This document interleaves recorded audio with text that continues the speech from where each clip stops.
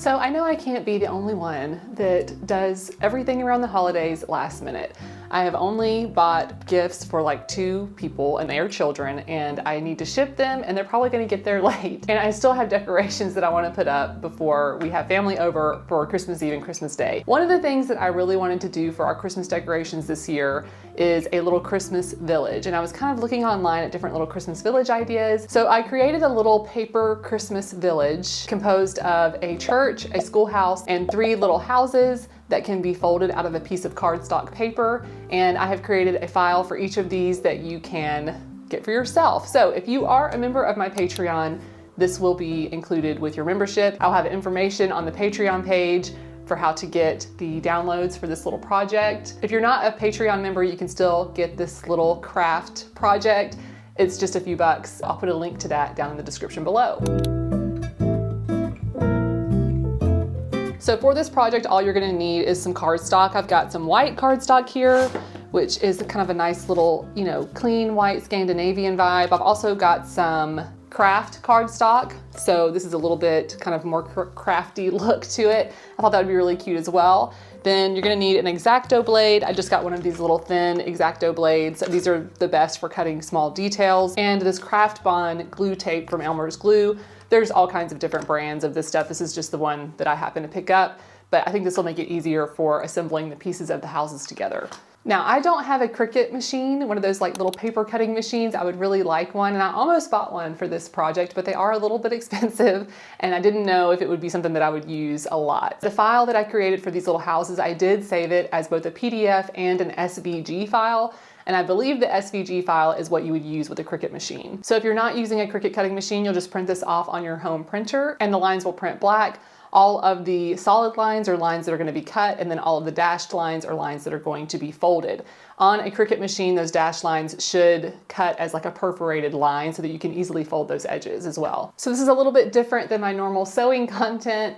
And I don't know, I've just been feeling kind of crafty lately and wanting to do other projects outside of just sewing projects. We also had our first sloppy, snowy day of the season yesterday, and it put me in a crafting mood. So that is what I'm gonna do. I'm gonna make myself a little last minute Christmas village. So I'm gonna get started on that now.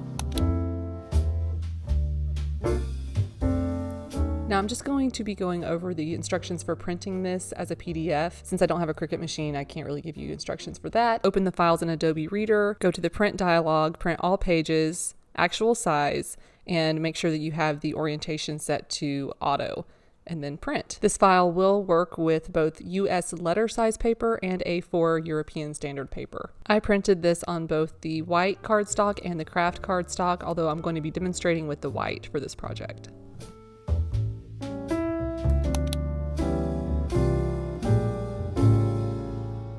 These little houses have a lot of little windows, and if you do have a Cricut cutter, it'll go a lot faster, but I am using my X-Acto blade here. So I'm using a straight edge, just a metal ruler here to help me guide my cuts, and I'm cutting all of the vertical lines first for the windows. I'm also cutting just outside of those black lines so that I can basically cut away the black lines and not have any of those lines showing on the finished house. Then I'll turn the page and cut all of the horizontal lines to finish cutting out the windows, and then for the curved pieces I'm just going to freehand this without the ruler.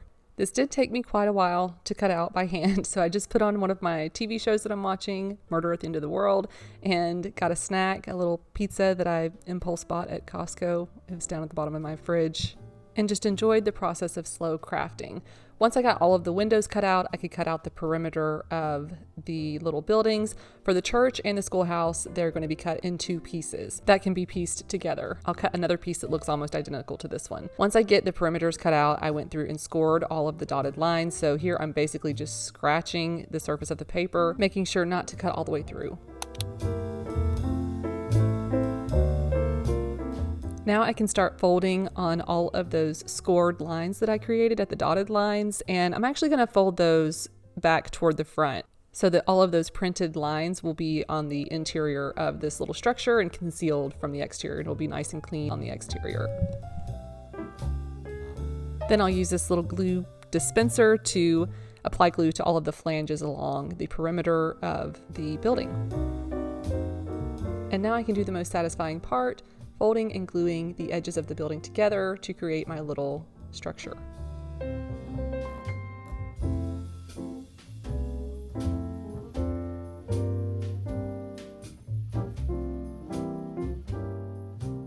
I also want to make sure that I press those little flanges really well at the corners so that they stick nice and tight.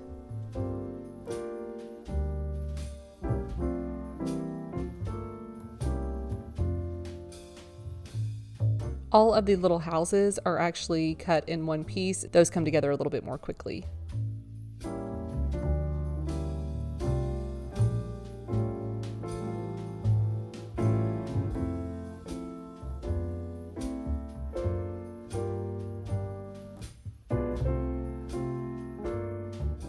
Each of the houses also has a little chimney, and I have added little flanges on the bottom of the chimney that you can add glue to and just stick it right on top of the roof. Super duper cute.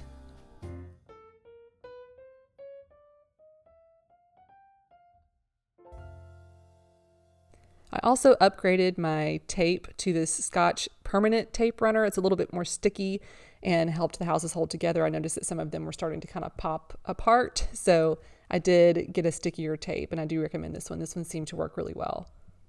I also found it helpful to use a flathead screwdriver to help press some of those flanges on the interior where I couldn't get my fingers in there. I would just kind of press it with my finger on the outside and press it with the screwdriver on the inside, and I also would do this against the table to help really seal those edges. For my little village setup, I'm using these little LED tea lights. The top just twists to turn it on, although I wish I would have gotten some that were like remote controlled. Anyway, they are the perfect way to add a little bit of extra charm to this little Christmas village. I think these turned out so cute. I also found these adorable little ceramic Christmas trees in the dollar section at Target, and they were the perfect little finishing touch for my village.